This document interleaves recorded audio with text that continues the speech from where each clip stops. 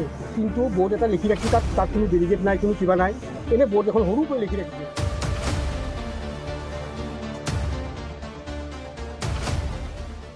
আমি just চিলনীত enter কৰিছিলোঁ, কৰি পিনে আমি ছজন আহিছিলোঁ, 4জন সেই চিধা দলংটোৱেদি গ'ল আৰু 2জন ইফালে আহিলে। এইফালে অহাৰ পিছত 5 মিনিটো হোৱা নাই, মানে 20 মিনিট হৈছে আমি এণ্টাৰ কৰিছোঁ, 5 মিনিটো হোৱা নাই, এজন দৌৰি গৈছে, এষত যোনজন ইয়াৰ লগত আহিছিলে এষত দৌৰি গৈছে, গৈ পিনে কৈছে ইয়াত ডুবি গৈছে। কি নাম আছিলে তেওঁ? যোনজন ডুবিছে তেখেতৰ নাম ঋতিশ বৰা আছিলে ছাৰ। ঋতিশ বৰা। হয়। তোমালোকৰ ক'ৰ পৰা আহিছে? আমি বকলিয়াৰ পৰা আহিছিলোঁ। আমি চব ভাই ভণ্টি হয়, আমি নিজে আহিছিলোঁ, একে ঘৰৰে আমি গোটেইখিনি আহি মানে গোটেই ঘটনাটোত 30 মিনিটত।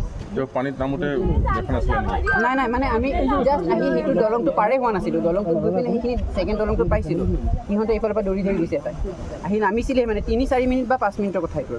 তাৰপিছত আমি ইয়াত আহি পিনে 20 মিনিটমান কমচে কম পালোঁ। এই নীলা ৰছীডাল 20 মিনিট পিছত ইয়াত আহি পাইছে। আগত নাছিলে?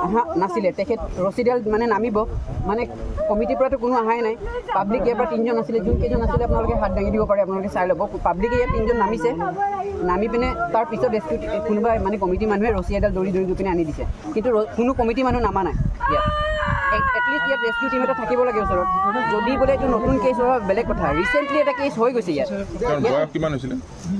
যোনজনৰ ঘটনা ঘটিছে তেখেতৰ বয়স 19 আছিলে।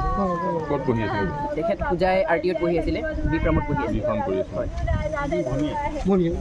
সেই জাগাটো বুলি জানো, কিন্তু বোর্ড এটা লিখি রাখি তাত কোনো ডেলিগেট নাই, কোনো কিবা নাই, এনেই বোর্ড এখন সৰু কৰি লিখি ৰাখিছে।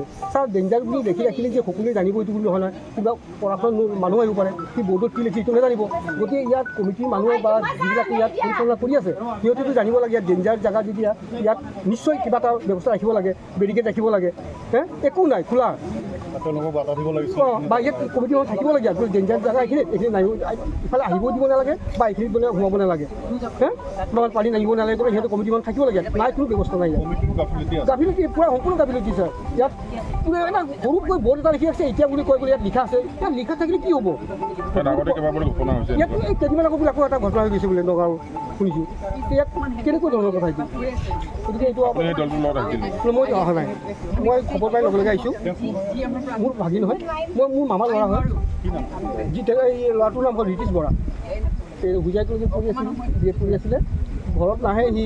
কালি কি হ'ল জানো, মন গ'ল ঘৰত আহিলে, বাইকো পঢ়ি DLED কৰি আছে, DLED কৰি থকাত কিন্তু ঘৰত আহিলে কালি ছুটি কাৰণে মানে আহিলে আৰু আহি ফুৰিব আহিম বুলি ক'লে, বান্ধৱীটোৰ লগত আহিছে, তাৰ লগত ফুৰিব আহিলে, আহি এই অৱস্থা আৰু।